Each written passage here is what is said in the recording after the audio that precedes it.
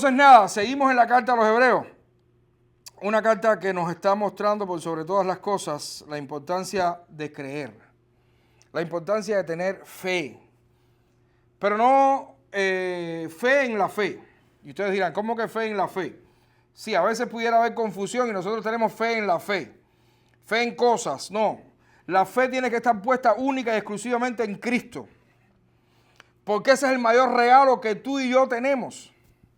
Ese es el mayor regalo no solamente que tenemos, sino que podemos tener. La fe en el Hijo de Dios.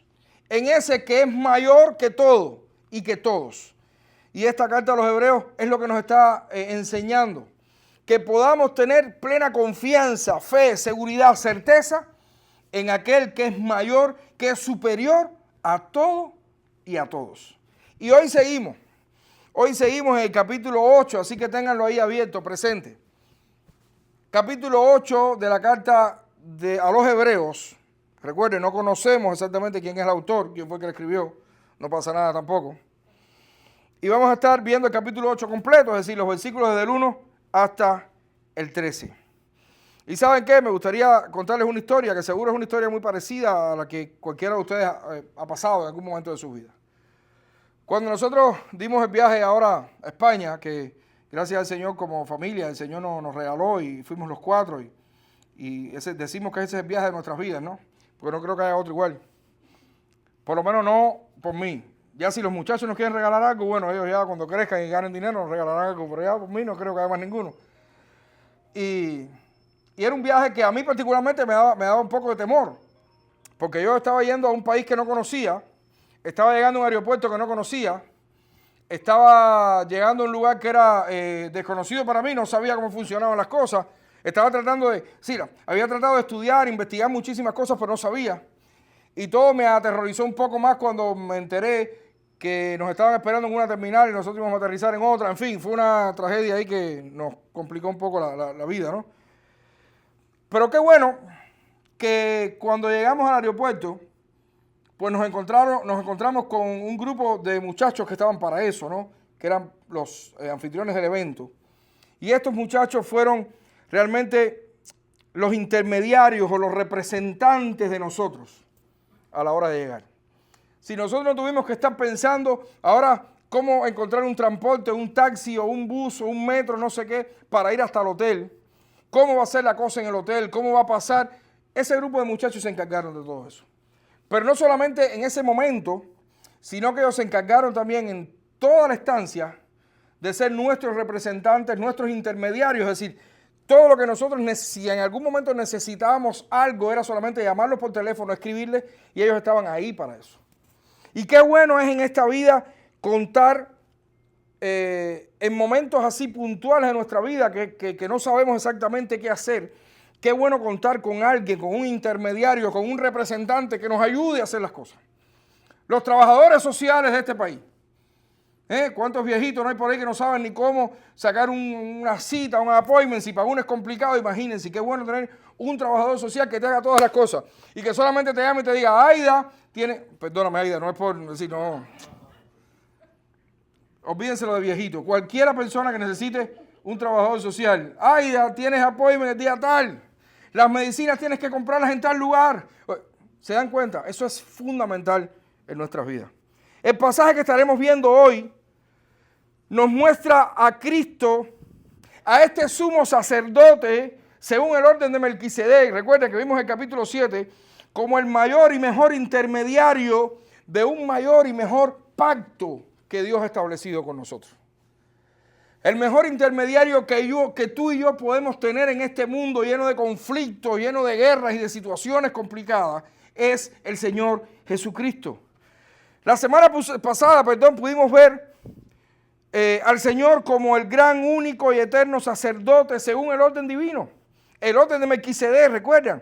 A partir de hoy y en las próximas semanas, el autor a los Hebreos de esta carta nos mostrará los beneficios que podemos tener por ser Cristo precisamente este gran sumo sacerdote. ¿Qué beneficios nosotros podemos tener? Todos. Por tener precisamente a Cristo como este gran sumo sacerdote, como este intermediario. Y el primero de estos beneficios es que Cristo como este sumo sacerdote, es el mediador de un nuevo pacto.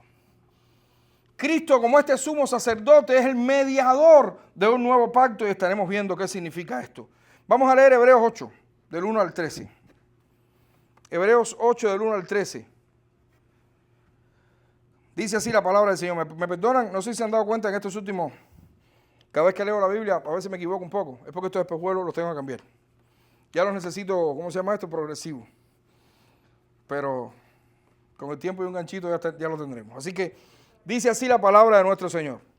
Ahora bien, el punto principal de lo que venimos diciendo es que tenemos tal sumo sacerdote, el cual se sentó a la diestra del trono de la majestad en los cielos, ministro del santuario y de aquel verdadero tabernáculo que levantó el Señor y no el hombre. Porque todo sumo sacerdote está constituido para presentar ofrenda y sacrificios, por lo cual es necesario que también éste tenga algo que ofrecer. Así que, si estuviese sobre la tierra, ni siquiera sería sacerdote, habiendo aún sacerdotes que presenten la ofrenda según la ley, los cuales sirven a lo que es figura y sombra de las cosas celestiales, como se le advirtió a Moisés cuando iba a erigir el tabernáculo, diciéndole, mira, haz todas las cosas conforme al modelo que se te ha mostrado en el monte. Pero ahora, tanto mejor ministerio es el suyo, cuanto es mediador de un mejor pacto, establecido sobre mejores promesas. Porque si aquel primero hubiera sido sin defecto, ciertamente no se hubiera procurado lugar para el segundo. Porque reprendiéndolos, dice, he aquí vienen días, dice el Señor, en que estableceré con la casa de Israel y con la casa de Judá un nuevo pacto, no como el pacto que hice con sus padres el día que los tomé de la mano para sacarlos de la tierra de Egipto, porque ellos no permanecieron en mi pacto, y yo me desentendí de ellos, dice el Señor. Por lo cual, este es el pacto que haré con la casa de Israel. Después de aquellos días, dice el Señor, pondré mis leyes en la mente de ellos y sobre sus corazones las escribiré, y seré a ellos por Dios, y ellos me serán a mí por pueblo. Y ninguno enseñará a su prójimo, ni ninguno a su hermano, diciendo, conoce al Señor, porque todos me conocerán, desde el menor hasta el mayor de ellos, porque seré propicio a sus injusticias, y nunca más me acordaré de sus pecados y de sus iniquidades. Al decir, nuevo pacto ha dado por viejo al primero, y lo que se da por viejo y se envejece está próximo a desaparecer. Padre, gracias por tu palabra, Señor. Gracias porque ella es lámpara a nuestros pies y es lumbrera también a nuestro camino. Señor, que podamos exponer tu palabra y solamente tu palabra. Que me puedas esconder, Señor, detrás de tu cruz, para que ninguna palabra humana pueda ser dicha esta tarde. Úsame, Señor, como instrumento y a cada uno de nosotros también, incluyéndome, que pueda ser un oidor y un hacedor de tu palabra. En el nombre de Jesús. Amén. Amados hermanos, el escritor de la carta quería dejar claro en este pasaje que Cristo es el mediador de un nuevo y mejor pacto. Esto lo quiere dejar claro en este pasaje. Cristo es el mediador, es decir, intermediario, el negociador de un nuevo y mejor pacto. Como habíamos dicho, el capítulo 8 comienza con una breve sección de la carta en la que el autor presenta los beneficios de tener a Cristo como sumo sacerdote según el orden de Melquisedec. Ahora los vamos a estar viendo. Y el primero de estos beneficios es que tenemos a Cristo como este nuevo mediador o este garantizador de este mejor pacto. Mediador entre Dios y nosotros y garantizador de un nuevo y mejor pacto. Un pacto que solo Cristo pudo venir a establecer. Recordemos la condición en la que estaban muchos de los hebreos. ¿Cómo estaban los hebreos? Lo estamos diciendo de una y otra vez. Cuando decimos los hebreos, la iglesia de los hebreos, ¿cómo estaba? ¿En qué condición estaba? ¿Recuerdan? ¿Recuerdan todo lo que estaba pasando? ¿Recuerdan lo que había sucedido en los años 70 después de Cristo? cómo Roma había cogido, se había cogido candela, había habido un incendio en Roma, y cómo Nerón había entonces culpado a los cristianos, y cómo todos los cristianos ahora de muchísimas iglesias estaban siendo perseguidos, había martirio, estaban siendo encendidos como antorchas y alumbrando las calles de Roma. Y esta iglesia estaba temerosa, muy temerosa, porque sabían que pronto iban a ir por ellos, porque ellos no eran nada especiales con respecto a los otros cristianos que habían en Roma. Estaban muy temerosos. Ya a estas alturas de la carta, el autor va a aumentar su carga teológica, porque hasta ahora les ha estado diciendo a todos estos cristianos que estaban en esta iglesia que muchos por temor estaban queriendo regresar atrás, estaban queriendo virar atrás. Recuerden que ellos eran hebreos, tenían el antiguo pacto, tenían el antiguo rito, tenían los sacerdotes humanos, tenían la ley, y todas estas cosas las habían cambiado por seguir a Cristo.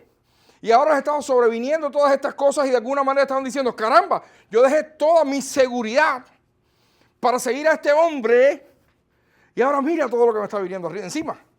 Por eso el autor de la carta comienza diciendo, espérense, ¿a dónde van a ir si este Cristo es superior a todas las cosas? Y ahora entonces en esta altura de la carta sube la carga teológica, o la carga entonces de enseñanza, diciéndoles que Cristo, el Hijo de los primeros capítulos, ese que vino a traernos la palabra última, no solo es superior a todo y a todos, sino que vino a establecer un nuevo y mejor pacto con su pueblo. Porque estos habían conocido anteriormente el antiguo pacto que Dios había establecido. Y les dice, este Cristo, además de ser superior a todo, vino como sumo sacerdote, según el orden divino, a establecer un nuevo y mejor pacto. Nuevo y mejor, porque era celestial y no terrenal. Nuevo y mejor porque trajo mejores promesas que las que ellos tenían. Y nuevo y mejor porque no estaba mezclado con el antiguo. Era único en su especie. Amados hermanos, agradezcamos el nuevo pacto que hemos recibido del Señor Jesucristo, nuestro sumo sacerdote. Vivamos agradecidos a este nuevo pacto que nuestro Señor Jesucristo nos vino a traer. Un nuevo pacto que es del cielo, como decíamos, y no de la tierra. El escritor empieza a exponer claramente en el versículo 1 que el punto principal de lo que se ha estado hablando hasta ahora es que tenemos esa clase de sumo sacerdote descrito en el capítulo 7.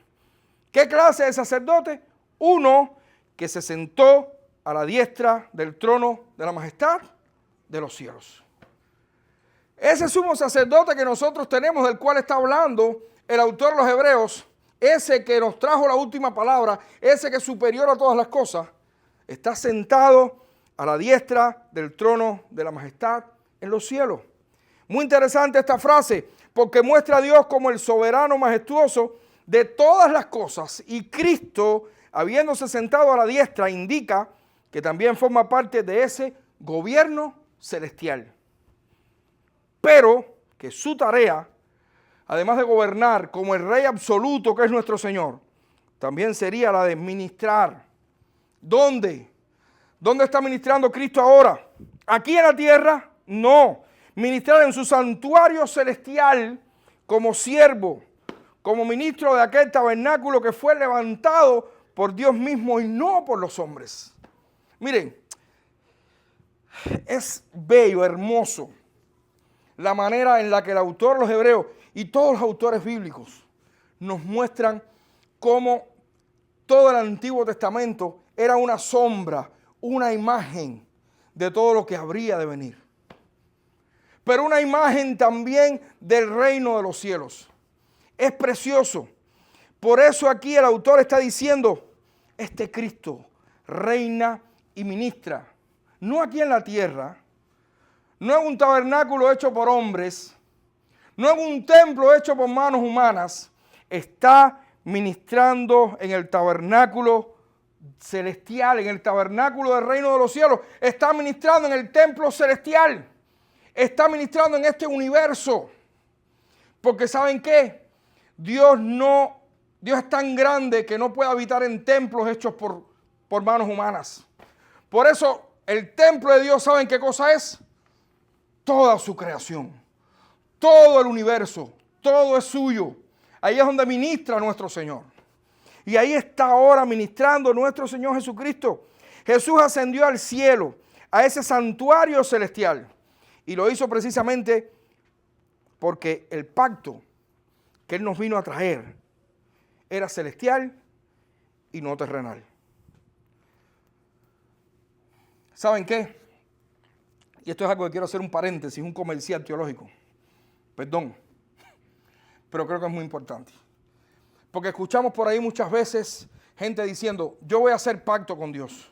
Ojo, ninguno de nosotros podrá hacer jamás pacto con Dios.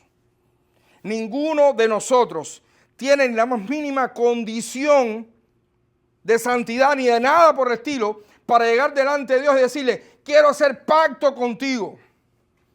El único a través de la historia que ha hecho pacto ha sido Dios con nosotros. Los pactos de Dios son unilaterales. Él es quien establece el pacto. Él es quien establece las condiciones. Él es quien pone las escrituras para que nosotros entonces las firmemos. Cuidado, ojo. Todos los pactos son unilaterales, tanto el antiguo como el nuevo pacto. Y el nuevo pacto, ese que es celestial, ese que vino a traernos nuestro Señor Jesucristo, también es unilateral. Perdón. Y es un pacto en el que Él nos trajo las escrituras. ¿Saben qué dice las escrituras que el Señor nos ha entregado en su pacto? Hijo de Dios. Y nosotros hemos firmado. Ese es el pacto, el nuevo pacto que Dios quiso venir a establecer donde estábamos cada uno de nosotros. En el versículo 3, el autor toca el tema del oficio sacerdotal. Mire, todo parece indicar que se estaba cuestionando el sacerdocio de Cristo, porque supuestamente este no había ofrecido nada. Sin embargo, en el mismo capítulo 7 anteriormente, el propio autor dijo que Cristo se había ofrecido, ¿qué? A sí mismo se había ofrecido. La idea fundamental que se quería mostrar o que se quiere mostrar ahora es que el Cristo ascendió a los cielos, es decir, a su santuario celestial, para ser el mediador entre Dios y los hombres, luego de haberse ofrecido y haber ofrecido a Dios con agrado la ofrenda, cumpliéndose de esta manera entonces el principio básico del sacerdocio, de que todo sacerdote debería tener algo que ofrecer. Y Cristo cumplió con las dos cosas. Y eso es bueno que nosotros lo sepamos. La semana pasada lo vimos y hoy lo estamos ratificando. Cristo es el sacerdote y además fue ¿qué cosa? La ofrenda. Por eso cumplió, por eso pudo ascender a los cielos, porque cumplió con el requisito de ser un sacerdote, tener algo que ofrecer.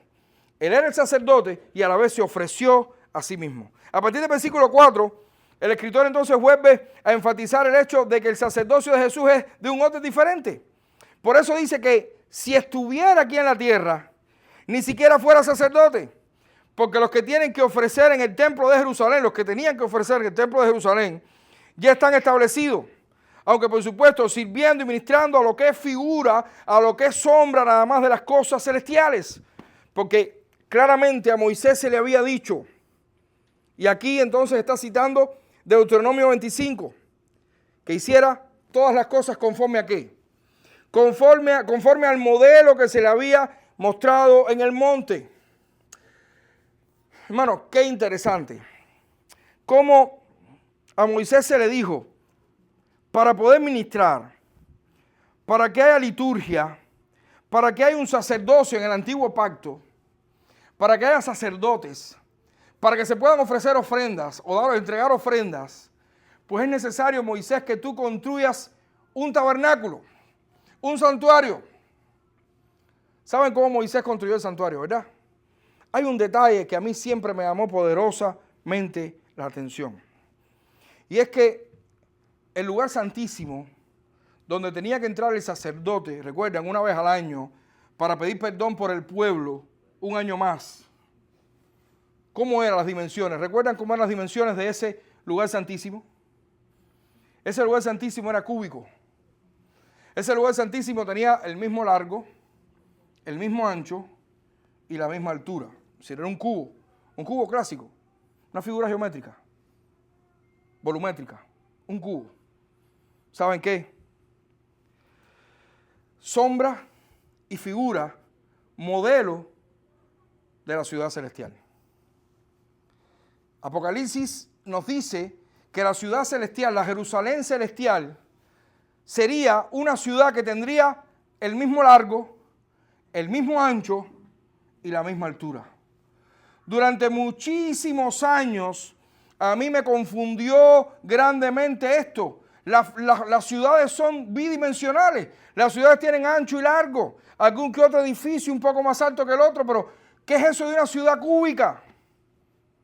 Eso no existe. Hermano, sencillamente sombra de lo que habría de venir. El santuario es el lugar donde tenía que entrar el sumo sacerdote una vez al año para ofrecerle el sacrificio a Dios. Para que la presencia de Dios se manifestara, es precisamente un modelo de lo que nosotros estaremos viviendo por toda una eternidad. Porque el gran sumo sacerdote nuestro, Jesús, un día entró para siempre a ese lugar celestial para abrirnos la puerta a cada uno de nosotros.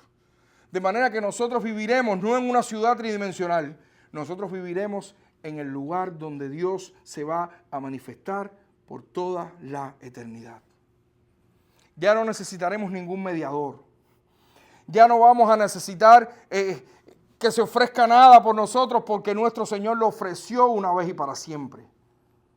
De manera que ahí estaremos nosotros, en ese lugar. Amados hermanos, Jesús ascendió al cielo porque Él es el mediador de un mejor y mayor pacto que es completamente celestial, completamente del cielo. Por tanto, todas las garantías que ofrece son celestiales.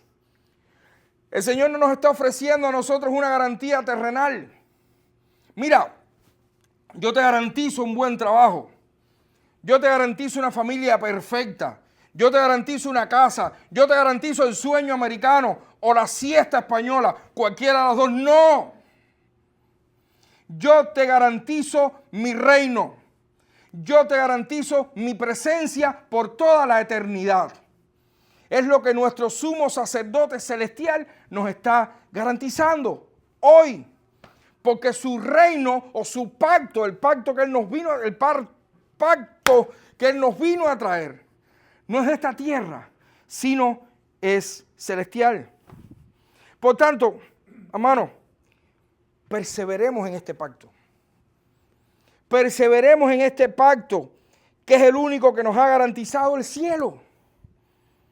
Perseveremos en este pacto. ¿A dónde vamos a ir? Y repito lo mismo que estaba repitiendo todos estos días. Cuando la cosa se ponga mala, cuando la cosa se ponga dura, cuando todo se apriete, nos apriete, ¿a dónde vamos a ir? Si tenemos el mejor pacto con C. Tenemos el mejor pacto con el mejor mediador de este pacto. Porque este pacto es celestial. Cuando hablo de pacto, hablo de contrato, de acuerdo, de negocio, si quieren verlo de alguna manera. Es celestial y no es de esta tierra. El pasaje continúa a partir del versículo 6, mostrándonos el inmenso beneficio de tener a Cristo como el mediador de un pacto que, además de ser celestial y no terrenal, nos ha traído mejores promesas. Porque es un nuevo pacto que nos ha traído, sin dudas, mejores promesas. Mejores promesas. El versículo 6 establece claramente el punto que ahora vamos a estar tratando. El pacto que Jesús vino a establecer y del cual es su mediador, nos ha traído muy mejores promesas.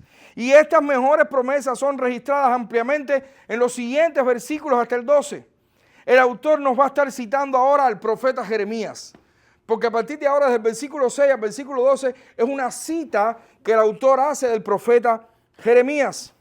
Durante el exilio babilónico del siglo 6 antes de Cristo, las palabras de Jeremías, estas que el autor de los Hebreos está citando, estas indicaban que Dios había encontrado una grave falta o un grave pecado en el pueblo.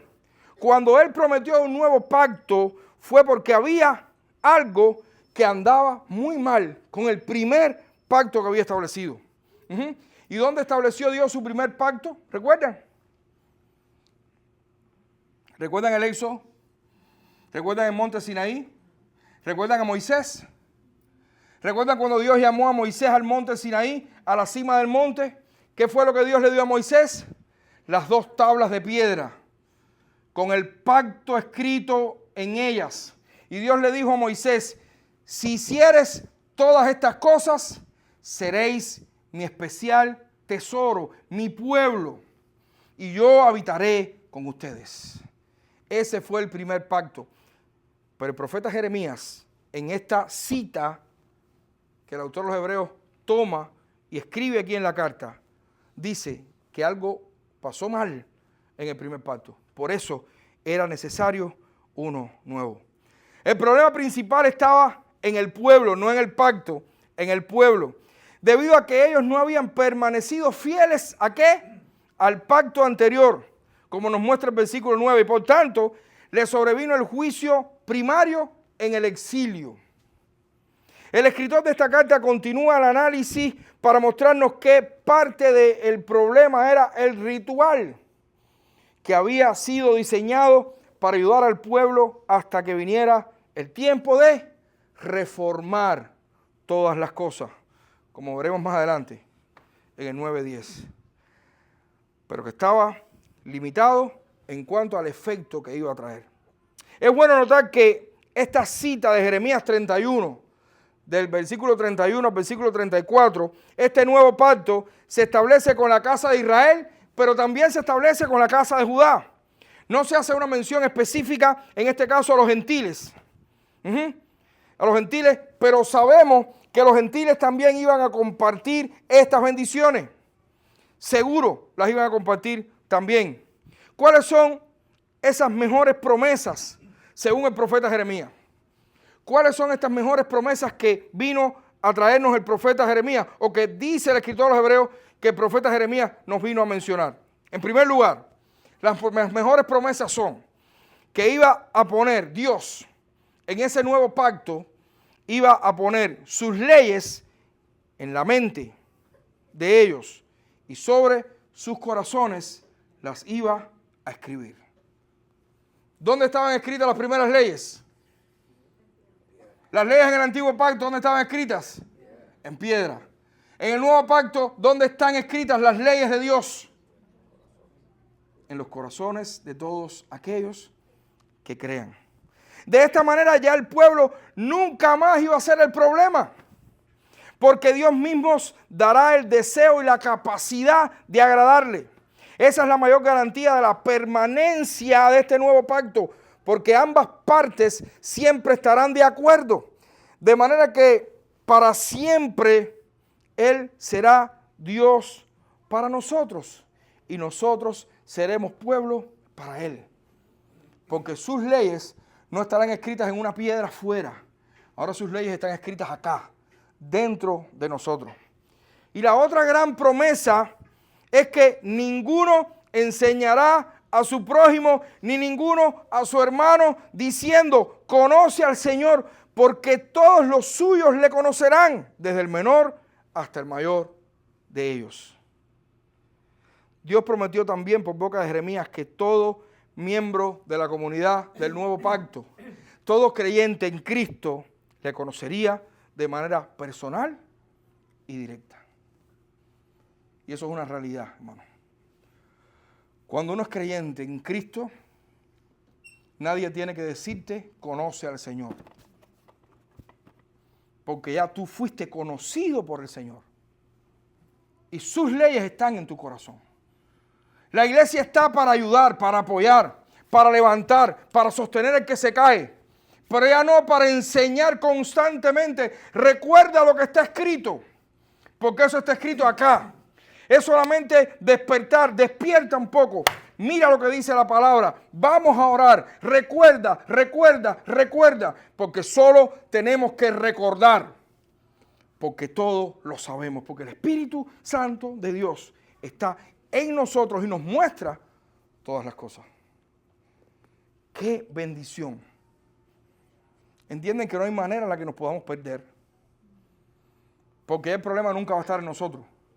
No porque nosotros somos buena gente, porque seguimos siendo pecadores, sino porque Dios ha querido que el problema no esté en nosotros. Dios ha querido rescatarnos, salvarnos perpetuamente, para siempre. Por eso puso sus leyes aquí, bien adentro, y no afuera. El versículo 12 finalmente termina con la base de las promesas anteriores. Seré propicio a sus injusticias y nunca más me acordaré de sus pecados y de sus iniquidades. La única manera de poder tener las leyes de Dios en nuestro corazón y mentes, la única manera también de que cada uno de nosotros pueda tener una relación única y directa con Dios es si hemos sido limpiados de todos nuestros pecados, porque nuestro Creador no puede por su santidad tener ninguna relación ¿con qué? Con el pecado. Por eso la única manera en la que tú y yo podemos tener una relación directa con Dios es porque el Señor ya nos limpió de nuestros pecados. ¿Cómo es posible que tú y yo seamos ya limpios de pecado? ¿Cómo es eso que yo estoy limpio de pecado si yo todavía hago cosas por ahí? ¿Cómo es posible que yo esté limpio de pecados delante de Dios si yo aún estoy en esta casa de campaña que se desvanece? Si aún mi mente es de continuo pecado, si aún yo pienso cosas feas, malas, si aún yo hago cosas feas, ¿cómo es posible? Glorifiquemos al Señor, porque esto ha sido posible, porque el sumo sacerdote, de nuevo, el sumo sacerdote que tenemos ahora es Cristo, y Él ha venido a ser el mediador de este pacto, y como mediador ha garantizado nuestra permanencia en Él. Este sacerdote ofreció la mayor y mejor de todas las ofrendas, una vez y para siempre. En el antiguo pacto los sacerdotes tenían que ofrecer ofrendas todos los años para ver si Dios aceptaba la ofrenda y el pueblo podía ser limpio de pecados un año más. Pero nuestro único y mejor sumo sacerdote, según el orden divino, una vez y para siempre se ofreció. Y en la cruz perdonó, pagó por todos nuestros pecados. De manera que ya Dios no se va a acordar más de ellos. De manera que sí, es bueno que te sientas mal. Cuando te pares frente al espejo, después que metas la pata, te pares frente al espejo y digas qué clase de basura tú eres. Pero qué bueno que te acuerdes también de que esa basura que hiciste, esa basura que pensaste, esa basura que dijiste, también fue perdonada por nuestro Señor Jesucristo, por la ofrenda que hizo una vez y para siempre en la cruz a nuestro favor. Y todos los que quieran hoy sentirse perdonados, todos los que quieran hoy tener la ley de Dios en sus corazones, todos los que quieran sentir realmente el perdón de Dios una vez y para siempre, lo único que tienen que hacer es arrepentirse de sus pecados y creer, perdón, en este gran y sumo sacerdote, que no es humano, es divino, nuestro Señor Jesucristo. Si quieres ser perdonado una vez y para siempre, si quieres sentir la ley de Dios en tu corazón, si quieres sentir estas cosas raras que antes no sentías, que de lo que antes te gozabas ahora aborreces, lo que antes disfrutabas ahora no. Si quieres sentir eso, algo inexplicable en nuestras vidas, tienes que arrepentirte de tus pecados y creer en el Evangelio de Cristo. Creer que Cristo fue a la cruz a perdonar tus pecados y los míos. Y cuando eso hagas, entonces Dios va a escribir toda su ley en tu corazón y en tu mente. Y tu vida va a cambiar. Inexplicablemente, tu vida va a cambiar. Permanezcamos entonces, hermanos, en este nuevo pacto que nos trae nuevas y maravillosas promesas. Hagamos valer el hecho de que la ley de Dios está en nuestra mente, en nuestros corazones. Seamos fieles a aquel que ha querido tener una relación personal contigo. ¿Entendemos esto? No es que tú quisiste, yo voy a buscar a Dios, lo estoy buscando porque es que yo quiero. No, Dios ha querido tener una relación personal contigo. Dios te vino a buscar. Dios te limpió, Dios te salvó, perdonó tus pecados y puso su ley en tu corazón. Y ahora nos pide sencillamente que seamos fieles. Ahora nos pide sencillamente que estemos pensando en Él constantemente, en cómo agradarle, en cómo vivir para Él y cómo vivir para su gloria. Solamente eso, solamente eso. Y finalmente, el pasaje termina con el versículo 13, mostrándonos entonces el inmenso beneficio de tener a Cristo como mediador de un pacto, porque además de ser celestial y no terrenal, y de habernos traído mejores promesas, no se ha mezclado con el antiguo. Es exclusivo, es único, ese pacto que nos vino a traer. Hermano, el antiguo pacto era solo la sombra de lo que habría de venir, que era el nuevo pacto en Cristo. El antiguo pacto solo mostraba modelos o maquetas del nuevo pacto en Cristo. El antiguo pacto solo ofrece sacrificios temporales. El nuevo pacto en Cristo nos trajo el sacrificio definitivo de la cruz. El antiguo pacto ofrecía un sacerdote mediador permanente. Constantemente era un sacerdote mediador temporal. El nuevo pacto en Cristo nos abrió el camino para que tengamos acceso directo a Dios, sin más ningún otro mediador. El antiguo pacto fue escrito en tablas de piedra. El nuevo pacto fue escrito en nuestros corazones. Hermanos, el antiguo pacto miraba hacia adelante, apuntaba a algo mayor. El antiguo pacto estaba constantemente anunciando el cumplimiento de la promesa eterna de Dios para la salvación de su pueblo.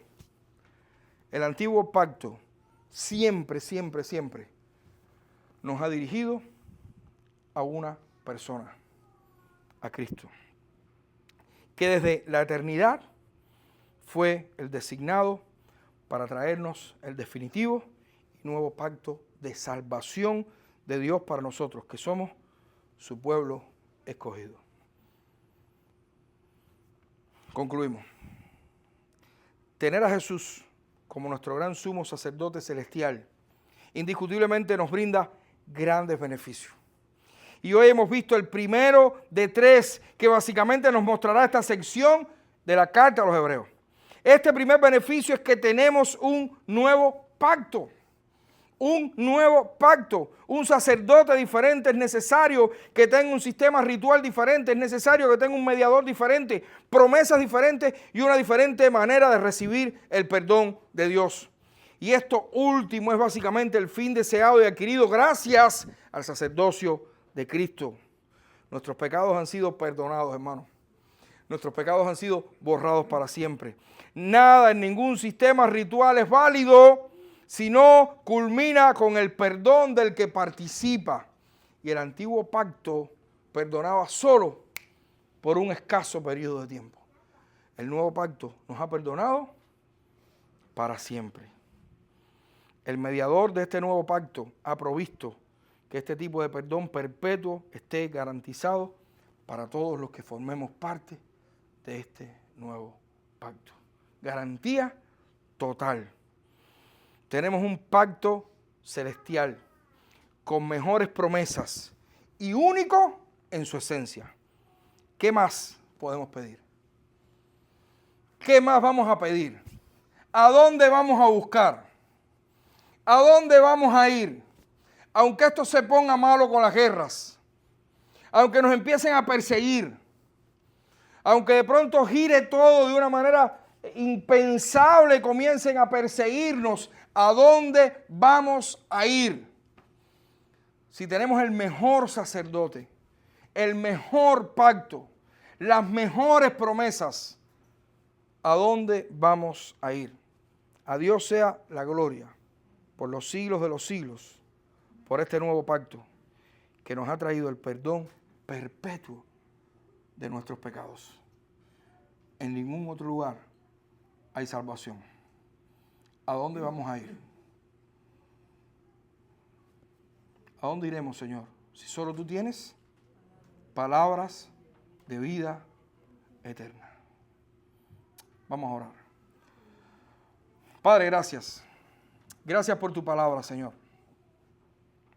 Gracias por ser este gran y único sumo sacerdote que nos ha traído este único y mejor y nuevo pacto. Uno con mejores promesas. Uno que ha sido el cumplimiento de todas las cosas. Y uno que ha sido único en su esencia. Gracias porque a través de este nuevo pacto tú nos has hecho hijos tuyos. No por nuestros méritos, sino por tus méritos en la cruz. Gracias porque tú has querido venir a buscarnos. Y no solamente eso, Señor, sino que tú escribiste tu ley en nuestros corazones. Para que ya no tengamos necesidad ni siquiera de esperar por otros. Para que nos enseñen cómo relacionarnos contigo. Porque tú has querido tener una relación personal única con cada uno de nosotros. Ayúdanos, Señor, a serte fieles. Ayúdanos a entender todas estas cosas. Y que para nada pase por nuestra mente en algún momento el deseo de virar atrás. Contigo es hacia adelante, Señor. Porque ¿a dónde más iremos si solo tú tienes palabras de vida eterna? Solo tú nos has regalado la bendición de estar contigo, vivir contigo por toda una eternidad. Gracias, Señor. Ayúdanos a entender estas grandes verdades. En el nombre de Jesucristo. Amén.